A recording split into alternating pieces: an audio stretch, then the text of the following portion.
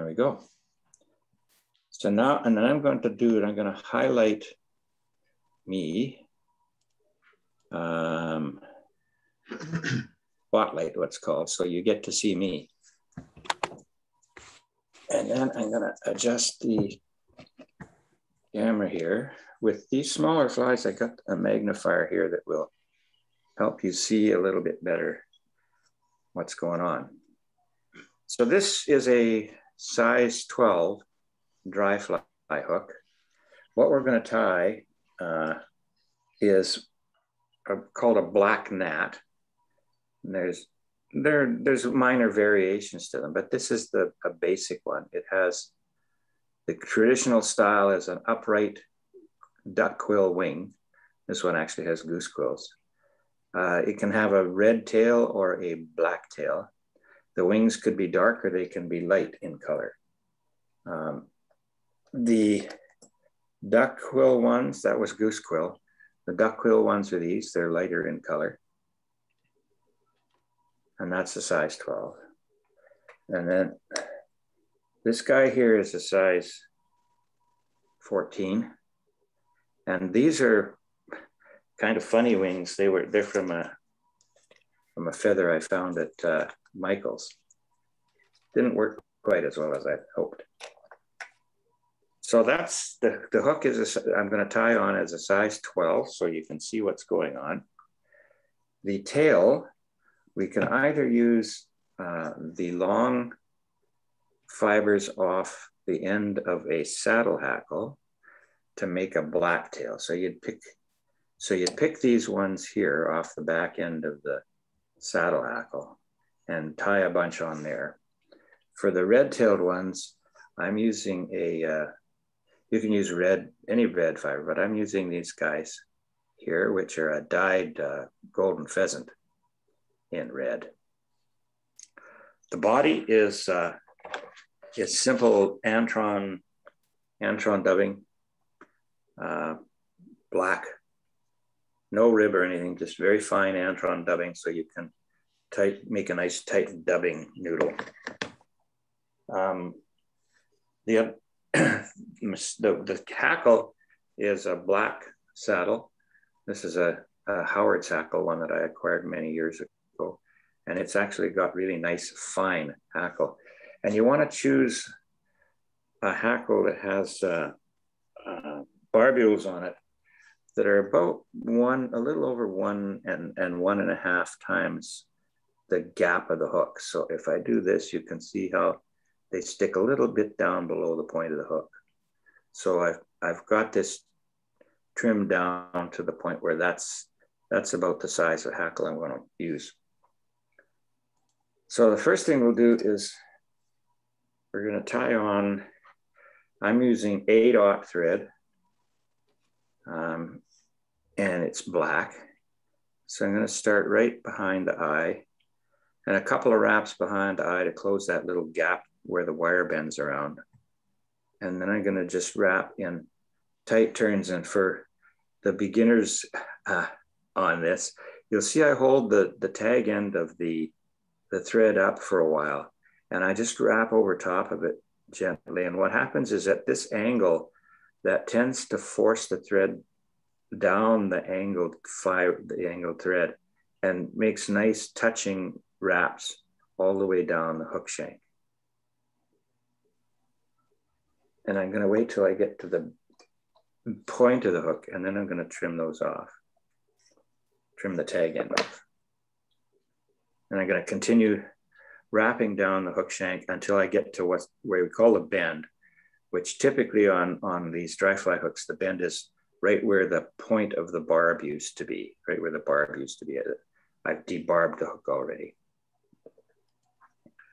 And I'm going to take my dyed golden pheasant, and I'm going to pull a few fibers away from the stem like that. And I'm going to get my scissors and trim them off the end. Try and keep those little black bits lined up. And then I'm going to measure them shank lengths or hook length, right from the eye to the bend. So this is going to have a little longer tail than many flies will have. It's going to be the full length of the hook. And I do this little pinch wrap, hold the material on top of the hook, put the thread between my thumb and forefinger, and make a wrap around the shank. And then a couple more wraps. And then just to make sure that tail doesn't collapse around the bend, I'm going to make one wrap behind it. Hold them together, and then I'm going to wrap forward. And I'm going to stop wrapping those fiber ends down halfway up the hook shank and trim the excess off. And I got a little piece of stuff there I need to get. Now, then I'm going to make a good wrap over top of the thread all the way up to, I'd say, about a 3 eye widths behind the eye. And then I'm going to wrap back over that to the halfway point again. And then I'm going to bring my thread back up and stop about 1/3 of the way up the shank. Now what I've done here is I built a little thread base that I'm going to tie my wing onto. Now the wings, the ones I'm going to use to start with, we'll try it with the duck quill. These are duck quills, and they're matched. In other words, one's off the left wing of a duck and the other's off the right wing of a duck. And they curve the same opposite directions. This section here has a bit of a curvature to it. So I'm going to try and get a piece of each one. Now I want my quill sections to be roughly the same width as the gap of the hook. And so to do that and get them matched, the trick that I have is I get a pair of geometry set dividers, and I measure that distance, and then I poke the points of the geometry dividers, and then separate a section of the quill using that. Also, another little trick that I use with these to make them a little easier to tie is you can buy at any art store, you can buy a thing called Artist's Fixative. Originally, it was used by draftsmen to spray over top of their blueprints to keep from smudging the pencil. But this stuff, and it's used by artists to do that with material so they don't smudge it with their hands. What this does though, is it doesn't quite lacquer these like a spray lacquer would, but it also helps keep the barbules together so that they don't separate easily. So I just spray both sides of the feather and let it dry before I take my wing slips off. So here's what a wing slip looks like. This is the thick end that's by the stem, and this is the thin end. And you'll see it's got a bit of a curve to it. It's also got a little point. So what I want to do with these is I want to match them up side by side. So I'm going to take this wing section, and see how it's a little pointed. I want the point facing down, and I want the curve facing away from me. I put that one, lick my finger and stick it on my finger like that. So it stays more or less. Then I'm going to take the other one, and it's oriented the same way. It's oriented with a point down and the curve towards me. And I'm going to put those two together, and I'm going to try and even up the tips. So you can see the tips are now even, and they're curving away from each other. Get this so you can see where they curve away from each other. And I'm going to take this, I'm going to put it on top of the hook, and I want the wings to be shank length long. So I'm going to measure them that way, hold it in my right hand, then slide my fingers up so that I can place this right over top of where the thread is hanging, on top of the hook, with the bottom of these wing slips right on top of the hook shank. And I'm going to pinch good and solid with my thumb and forefinger, and I'm going to bring that thread up between my thumb and forefinger and back. take it loosely down the other side, away on the other side of the hook. And I'm not going to pull down. I'm going to leave it there. And I'm going to bring it up on the near side again, in between my thumb and forefinger on the near side of the hook. Pull it back. And then I'm going to pull up and pinch hard while I do that. And what that does is that pulls the material of the wings right down on top of the hook shank. I'm going to do down below and one up again. And then down and loose on the downside. And at this point, I'm not going to wrap anymore in behind. I'm going to take those two wings in the front and I'm going to stand them up, straight up, pinch them up against the hook shank. And I'm going to wrap around right in front of them and build a little dam of thread to hold them straight up. There we go. Then I'm going to get in here with my scissors and I'm going to lift the tag, the back end of the wing. And I'm going to trim that off, a bit of an angle. So that makes it,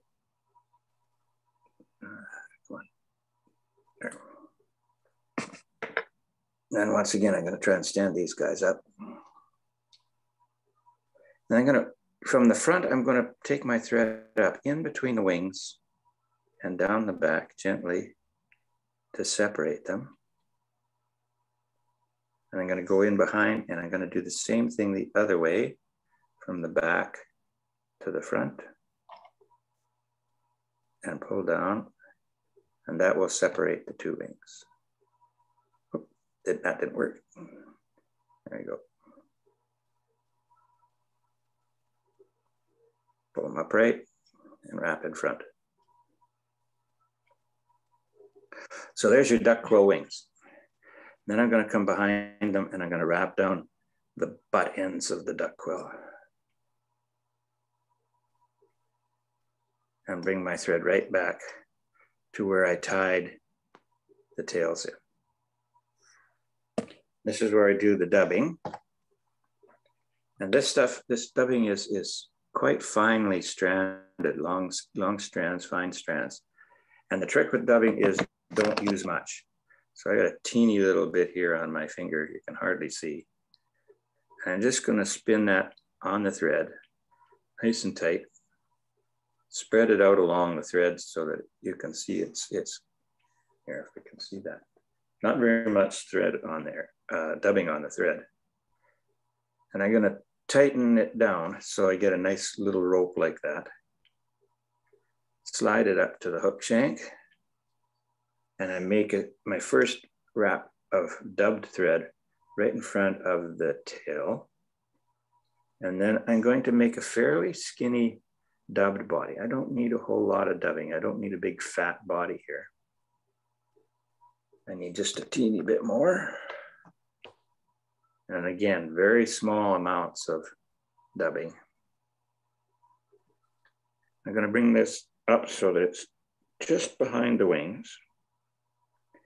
And I'm going to make one wrap, another wrap in front of the wings, and then bring my thread in behind again. So now the wings are supported underneath and on front with a little bit of dubbing. Then I take my hackle where I've stripped the stem bare, and I'm going to cut, leaving about a little less than a 1/4 inch of bare stem. And these saddle hackles have an intensely colored side and kind of a dull colored side.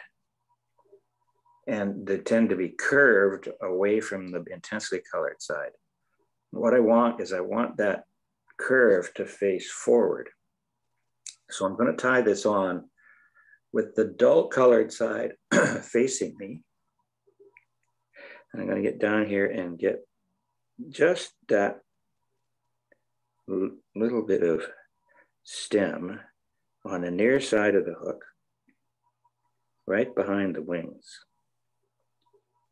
And the stem is long enough that I'm going to be able to make a wrap over the stem just in front of the wings and then behind again. So now that's in pretty solid. I'm going to take one more teeny bit of dubbing here and make a very thin dubbing rope. And I'm going to wrap right over top of that hackle a couple of times and then underneath to build up a little bit of a thorax. And then bring my thread up and hang it right in front of the eye. Take my hackle and I'm going to wrap in behind the wings, moving forward here. And I'm going to do 3 or 4 wraps in behind the wings. And I'm going to cross underneath, pull the wings back, and I'm going to do 3 or 4 wraps in front. 3 is probably good for this guy. I'm going to hold the hackle up and come down on top of it and do 2 wraps behind, pull it all back, do 2 wraps in front, and that'll lock that in. I'm going to come with my scissors and slide my scissors right down the hackle to the top of the hook and snip it off. Use my 3 fingers here and pull that hackle back a little bit. And I'm going to do a couple more wraps right behind the eye. Make sure that there's room for me to do my whip finish. And this is my hand whip finish. I like doing these small flies with the hand because I have enough practice. I can put those wraps right smack where I want them. And I'm just going to do 3 or 4 and hold the loop down right down to the hook. Then use the edge of my scissors to cut that thread. And that's him. There's your black gnat.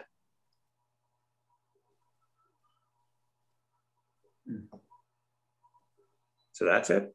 Any questions? The only place I couldn't see what you were doing was where you went in between your forefinger and your thumb. I went up on this side between my forefinger, back up, and I just couldn't understand what you were doing there. Okay, what I'll do is I'll put a bigger hook in to show you that. I'll put I got a size 10 here. I'll put, yeah, it's a little hard to see that detail at size 14, 12 and 14. So I'll put a bigger hook in. And the other thing I'll do is I'll get my olive thread so you can maybe see a little better where it's going.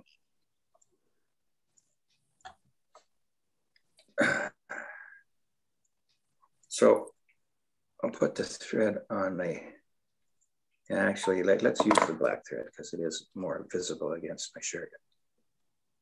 So the trick with the wing is to, first off, is to get this bed of thread attached to the hook shank where you're going to cinch the wings down. And again, I take the thread to the halfway point so that there's half the shank is covered. And then I'm going to come forward to about the 1/4 point and then back to the half point again. And then back to the 1/3 point. That's where I'm going to stick the wings down. And then I'll do this with, I just happen to have, in case the first wing failed, I just happen to have some goose quill wings that I prepared too. So I'm going to tie these up,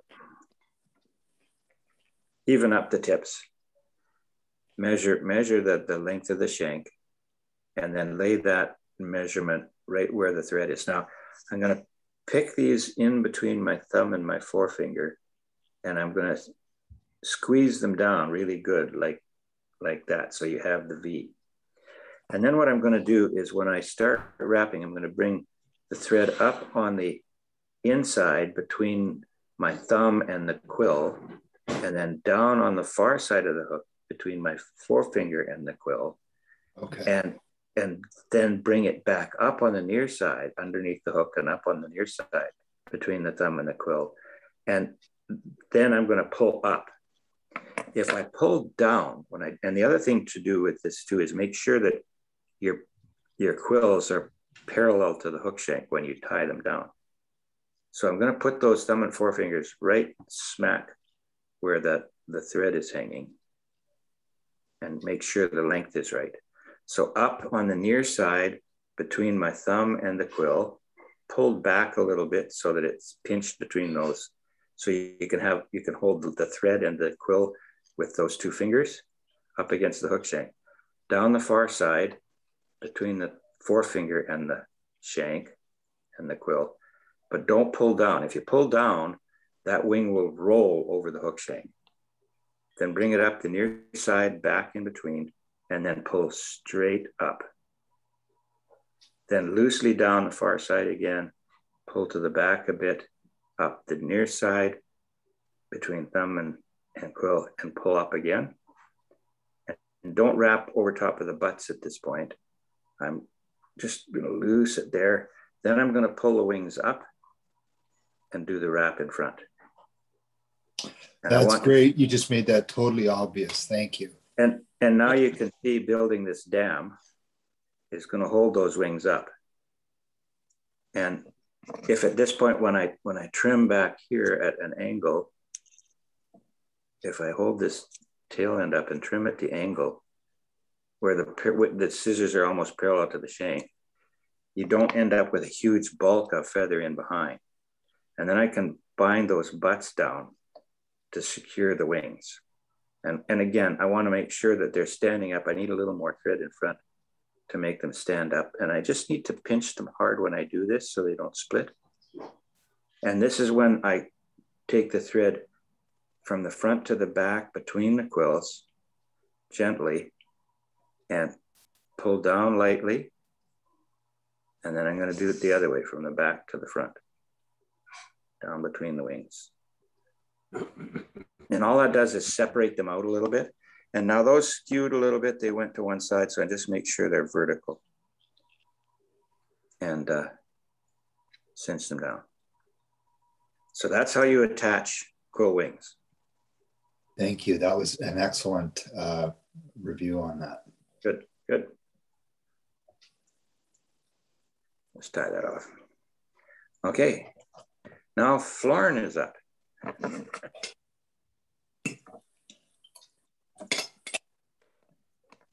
You were quick, Dave, today. I was doing one more practice fly there, and there we go. Okay, well, you can. Let me take the spotlight off here.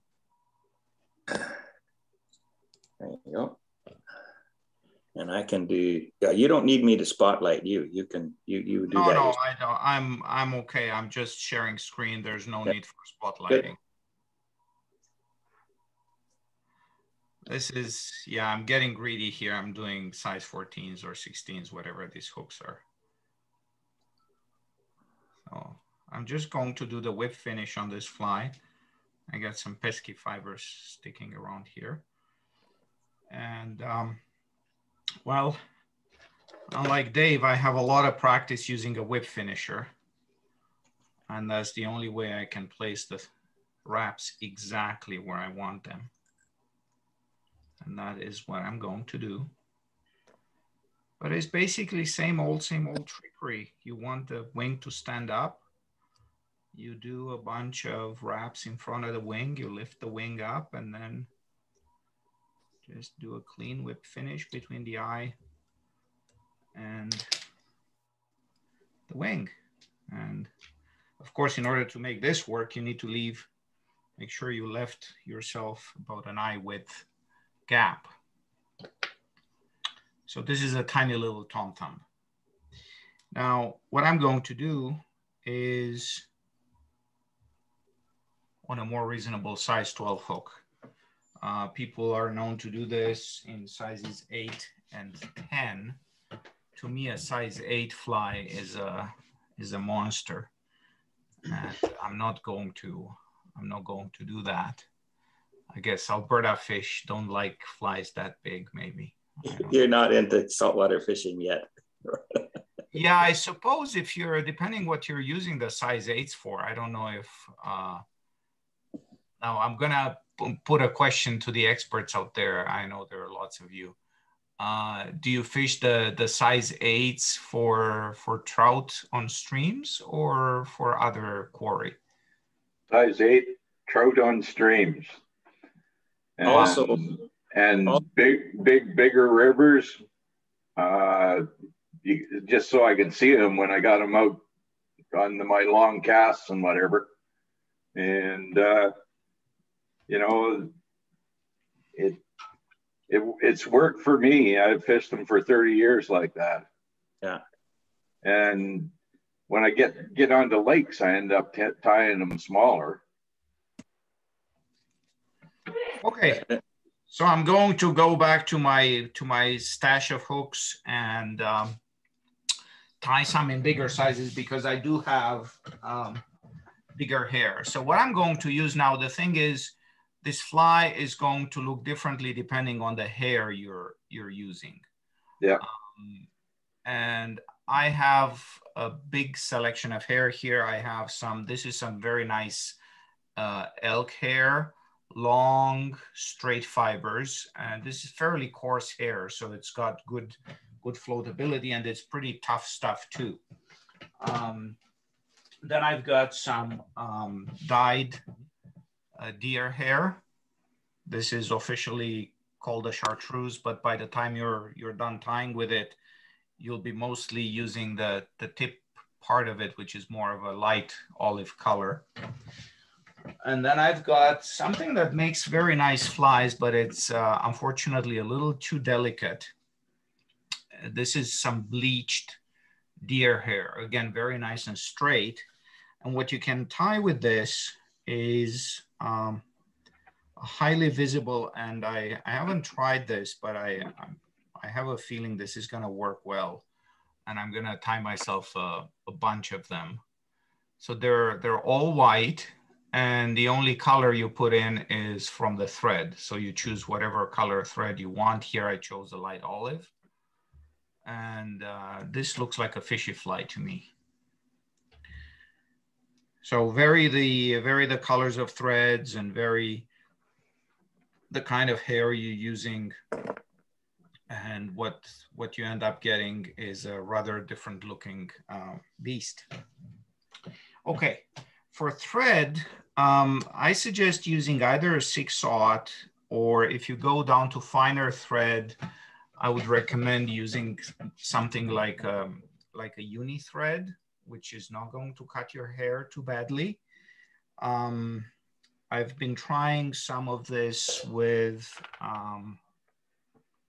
some Danville 6/0. That works well, but you have to be careful. This is fine enough thread. It's going to cut your hair. And same for UTC. I have some UTC thread in brown. And with this one, you have to again be careful not to cut your hair. So what I'm going to use today is uni thread 8/0, which works pretty well into, especially when you go into the smaller sizes, you want to use the finer thread. If you only tie 8s and 10s, go to 6/0 of your choice, but uni, because that's the thicker stuff. If you want to go to something like Danville or so, you want to go and look to see if it says on the bobbin something like 140 denier. Otherwise, it's going to be a little too fine. And you need some, on the bigger flies, you do need a little bit of bulk to lift that wing up in position and all of that stuff. Anyway, enough talking. So same thing, you build a thread base to the point where your thread is lining up with where the barb of the hook used to be.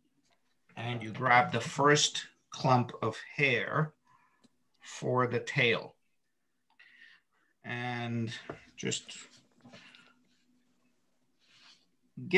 usually when I measure hair, it's hard to sort of set up a universal a rule, because you can measure a certain width of hair. It depends a lot on how coarse the hair is, what kind of effect you're going for.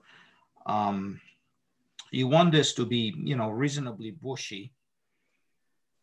So what I'm getting for hair here is a clump that's about, I don't know, maybe about 1/8 of an inch diameter when I hold it between my fingers. And then of course I have to clean all this fuzz that's in the hair butts. So just hold it in one hand and pull the fluff out. You may have to do this twice depending on how clean or fuzzy your hair happens to be. And what I do is I stack the hair and then I clean it one more time. I put it in the stacker, pull it out by the tips and look to see if there's any more mess that I want to get rid of. Okay. Measure the tail. So the usual thing to measure against the hook shank. So the measurements I try to do for the tail from the eye of the hook to basically where I left my thread hanging. So that's the length I would like to get. Move this into the tying position, transfer to my other hand, angle this down on my side, and do a pinch wrap. Don't tighten just yet. Come back on my side, do a second soft wrap, and now start tightening on my side. So you can't see this, but I'm doing it on the opposite side of what you can see. Okay. So now give this a few good wraps here to tighten. And there is the tail in place. If there are fibers sticking out at weird angles, those can be dealt with later. And then what I do is I just grab these fibers between my fingers and pull them forward. And I can just hold this and wrap over it with my other hand. Okay, depending on whether you're a left-handed or right-handed tire. Okay.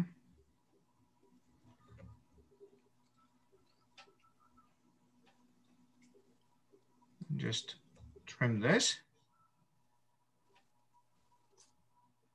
and do a few more securing wraps here at the front. Just kind of tidy up so that you don't have bits sticking out.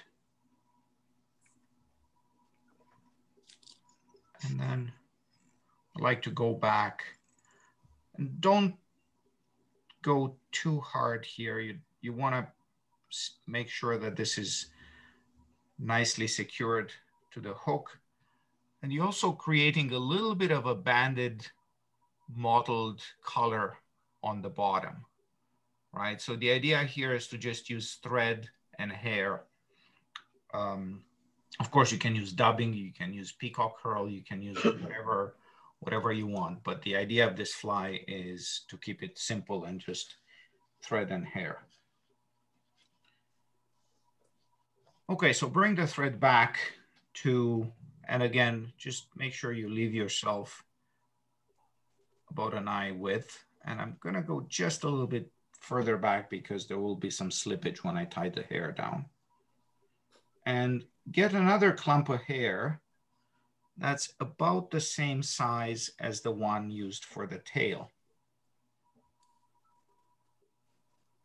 Cut it all the way down to the hide and clean up the fuzz again, same as before. This time I'm doing it over my trash can.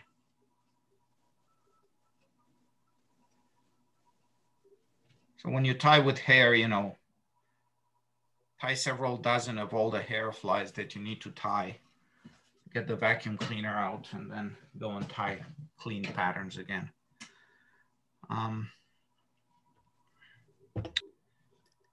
Stack.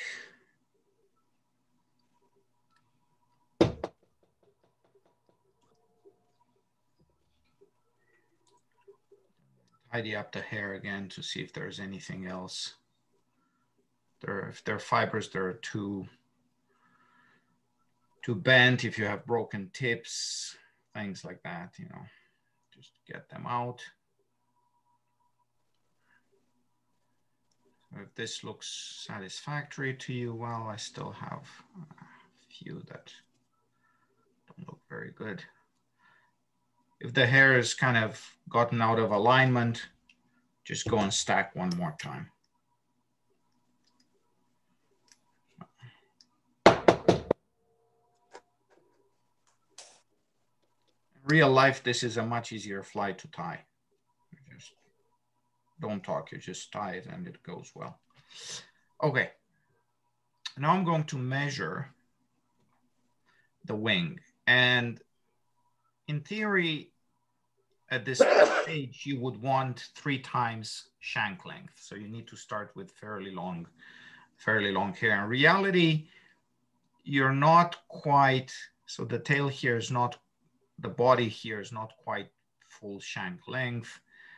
And if you account for some of the bending and leaving some room at the head, you need more like 2.5, 3.25. So basically when I measure this hair, I do go beyond the tips of the tail, but not a full shank length, more like half a shank length to get the proportions right. So here it's more a matter of trial and error to your own quirks in tying as to how far behind do you want to go.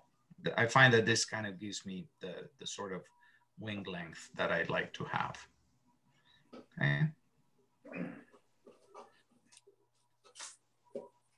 So then touch this at the front.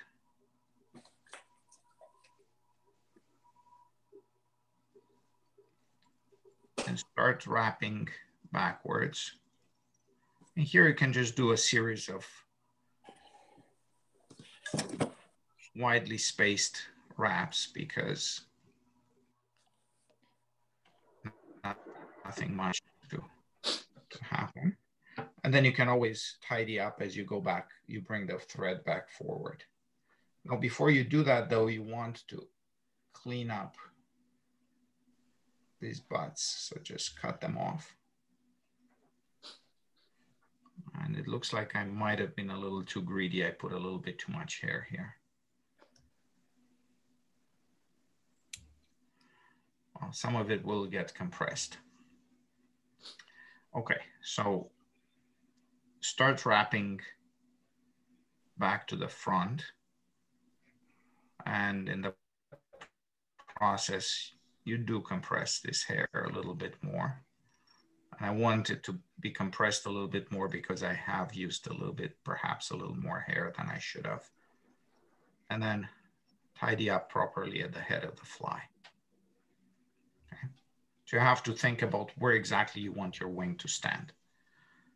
And then just fold back the wing material over the body.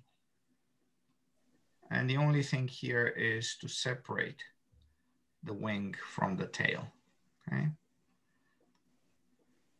And given that these are the longer fibers, it's not exactly a very difficult process. So you fold it all back.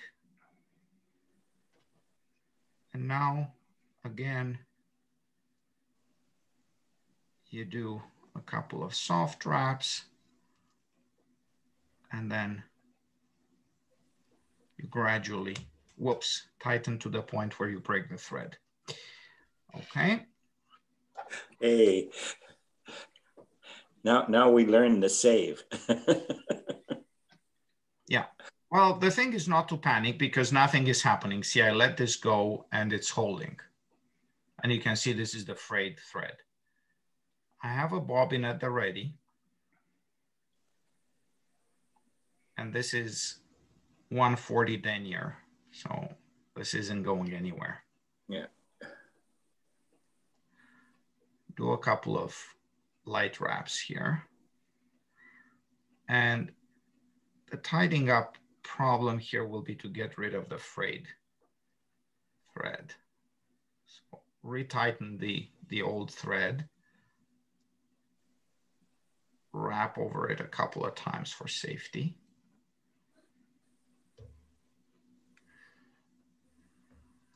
And you know what? I'm not happy with the way this looks. I'm going to do something else. That's fishable for you, Aaron. I know it's fishable, but, and the more chewed up it is, the better it is, right? By the end of the day, that's the way your wing's going to be sitting anyhow. If you had it sitting upright. I know, but that's neither here nor there, is there? This is a fly tying demonstration. I know. So you know, allow me a little bit of unnecessary perfectionism.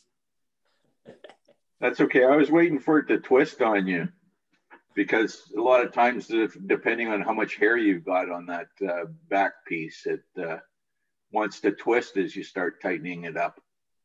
Yeah. Yes, it does want to do that. But why do you think I broke the thread?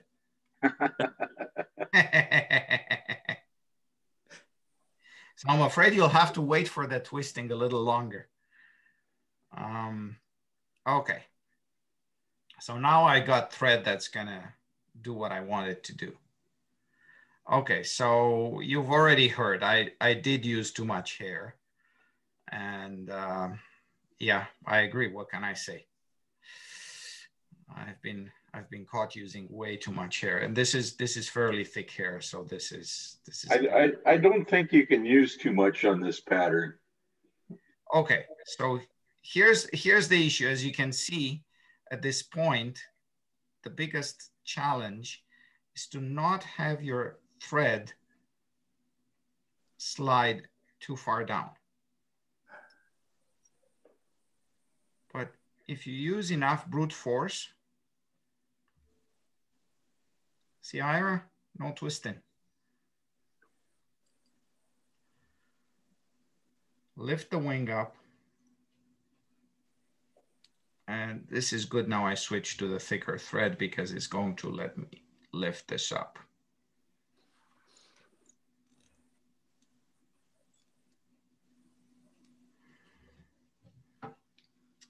And we're ready for the whip finish.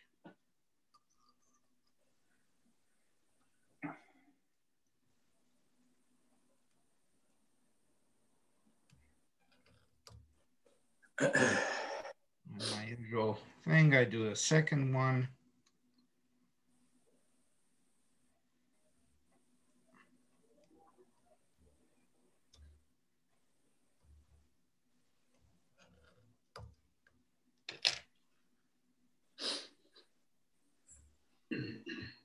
And there is the fly. So nice tie, Florian. Good recovery on the broken thread. Thank you. Yeah, I don't know. My whip finish didn't come out right though. Something I did here, not quite. And I crowded the eye. Oh boy. It's like one bad move after the other. This now I know why I haven't been tying with the UTC thread much, because it just it's just not that good. Its twist is, it's not as heavily twisted. It's not, no, it's more of a flat thread, and it's very slippery. It's not, I don't even think if it's at all waxed. And that's one of the big advantages of. And I find it tends to untwist itself if you leave your bobbin hang for too long. Yes, it does that, and it's I don't think it's well waxed at all. The uni thread. Yeah, I like uni better than the UTC stuff. Is very it tends to be very well waxed, and Yeah, and this thing, you cut it and if you're not really careful, it can fray on you. And I find that really... and I found the same problem with the Vivus thread. It's a flat thread that's not been twisted a whole lot. And it does have a tendency to unspin itself all the time. Yeah, well, that stuff is so absurdly expensive that I don't... Yeah. just out of Well, that's what Robinson's carries, so... Yeah, I know, and there are a lot of, you know, pretty good tires I've seen kind of swearing by that stuff. You know, like Dennis Southwick is a fan of some of these things, and I don't know. To me, good old Uni is quite good. But I don't quite have this. This is a nice olive color that I really like. And this is another useful lesson here, why you should always leave enough room at the head of the fly, so that should you end up in the situation that I ended up with today, there is enough room for you to repair and recover. And, you know, all these little stray bits of hair, and it's mostly thread fuzz that I've created here. Yeah, I might have to use some head cement on this one because I just don't think I trust this thread very much. Little glue. Yeah, nothing like a little bit of glue, huh? As much as I like to avoid it. Anyway, it's a very nice fly. Whoever came up with it, the origins of this are shrouded in mystery. A lot of people, I mean, Phil Rowley for one, and Art Lindgren too. So these two BC guys attribute this to some English origins. And I have not seen anywhere in any of the British fly fishing tying literature anything resembling this. So I don't know exactly. I can't seem to be able to trace the story beyond these statements by these two BC authors. I think it's developed as a heavy water fly, and you know, most of the chalk streams in England don't have a lot of heavy water. They don't have a lot of no pocket water. You know, things makes things like that story suspicious. Yeah. Things like this and the Humpy, they've been designed for Western trout streams that have a lot of pocket water and a lot of heavy currents and stuff. And the idea is make the suckers float. Yeah, the part of the story that's somewhat credible and of more recent date is that somebody was fishing these flies in Jasper at some point, an American. So the story is an unnamed American dentist was found fishing in Jasper with these things, and it spread like wildfire from there. And somebody on the Canadian side of the border gave it the name. But anyway, if you want to learn to tie humpies, which is a beastly complicated affair, this is a good place to start to get a feel for proportions, for getting your hair to actually stick to the hook where you want it. And here you have the advantage of you just do the wing, you don't bother with the dividing. But once you gain enough confidence tying the basic tom thumb like this, the next step in complexity, don't bother with the body, but learn to divide the wings. And once you work that part out, you can move on to doing royal wolves with proper hair divided wings, and then eventually to humpies. Good. I would suggest in that order. And if you do it that way, then the humpy, which is a rather complicated affair, is all of a sudden manageable. So Florent, do you treat this fly to make it float high? I treat all my flies to float high because the water I tend to fish is mostly, and I like to fish the rougher water because it lets me be visible and I don't have to crawl or. Okay. Yeah, if you're fishing the larger parts of the Livingston River, it's got a lot of rough water, and if you don't treat them, they go under real quick. Yeah. Yeah, and the other thing is for visibility, right? Even if you fish the it's mostly, you know, my summer stream fishing is mostly cutthroats, and you want highly visible flies. You know, you tie these things, even if you tie them smaller, if they float high, they're more visible, and that's why I suggested that a lighter color hair might be. So my colors are off here because I have a red shirt. I have a light that's anything but natural daylight temperature. Whoops. Okay. Yeah. But you can sort of get an idea of what this looks like. Yeah. So I had really good luck this spring on Prospect Lake with humpies early in the spring when the surface stuff was starting to come on. And, I tied it with red thread and I literally could not keep the fish off for a little while there.